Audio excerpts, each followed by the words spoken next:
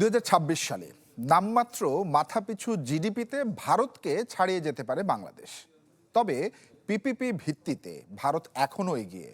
PRI সেমিনারে বলা হয়, উচ্চ শুল্ক এবং নীতিগত জটিলতায় রপ্তানি বৈচিত্র্য, বিনিয়োগ বাধাগ্রস্ত হচ্ছে।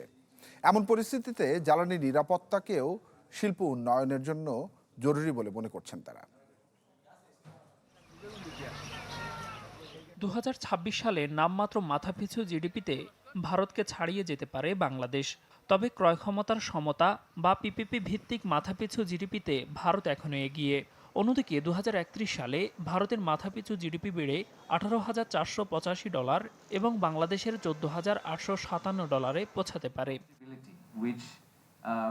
সোমবার পিআরআই আয়োজিত বাণিজ্য নীতি, শিল্প সুরক্ষা, বিনিয়োগে প্রভাব এবং ভোক্তা কল্যাণ শীর্ষক এক সেমিনারে বিষয়টি উঠে আসে।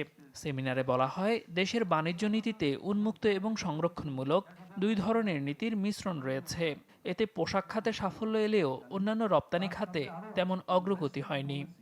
Investment policy is not necessarily always a subset of industrial policy. They are complementary.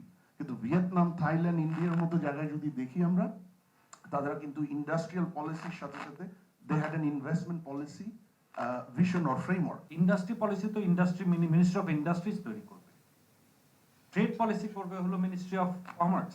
কিন্তু ঘুরে ফিরে দেখা যাচ্ছে সবকিছুই কিন্তু আটকে আছে হলো আমাদের national board of revenue. Eid আসবে, সাথে ক্যাশব্যাকও আসবে। নিজের বা প্রিয়জনের জন্য কেনাকাটায় এবারও নগদ পেমেন্টে পাচ্ছেন দারুণ ক্যাশব্যাক। তাই যাই কিনুন, পেমেন্ট করুন নগদে। উচ্চ শুল্ক সুরক্ষা দেশের প্রতিষ্ঠানগুলোকে রপ্তানির চেয়ে অভ্যন্তরীণ বাজারে বিক্রিতে বেশি উৎসাহিত করছে। এতে রপ্তানি বৈচিত্র্য বাধাগ্রস্ত হয়ে শুল্ক ব্যবস্থা এখন প্রবৃদ্ধির পথেও বাধা হয়ে দাঁড়িয়েছে। 2 দশকে শুল্ক হার কমলেও আমদানি ও রাজস্ব আদায় উভয়ই বেড়েছে।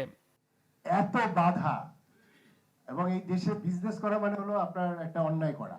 এবং সত্যিকার অর্থে এখানে আমি বলতে চাই, এখানে অনেক মিডিয়াও আছে, বাংলাদেশে সৎভাবে বিজনেস করার কোনো পরিবেশ আমরা রাখিনি। উচ্চ শুল্ক ও নীতিগত অনিশ্চয়তায় বাংলাদেশ রপ্তানিমুখী বিদেশি বিনিয়োগ আকর্ষণে পিছিয়ে রয়েছে। এ সময় সরকারের ভেতরে থাকা সব পক্ষের সমালোচনা করেন বিডা চেয়ারম্যান। সরকারের ভিতরে আসলে অনেকগুলো ছোট ছোট সরকার আছে। ডেভেলপ ইকোনমিগুলোতে দেখেন, সেখানে কিন্তু মিটি বলে একটা মিনিস্ট্রি থাকে, ministry of investment, trade and industrialisation. So এই সবগুলাই তো প্রত্যেকের সাথে কানেক্টেড। তাদেরকে যদি আপনি আলাদা আলাদা করে ফেলেন, সবার একটা আলাদা ভয়েস তৈরি হবে এবং সেই ভয়েসটার কারণে আসলে কালেকটিভ এফোর্টটা কোনো কাজ করে না। জ্বালানি নিরাপত্তা নিশ্চিত না হলে দেশের শিল্পের অগ্রগতি হবে না, বলেন বক্তারা। দেলোয়ার দোলন, চ্যানেল 24, ঢাকা।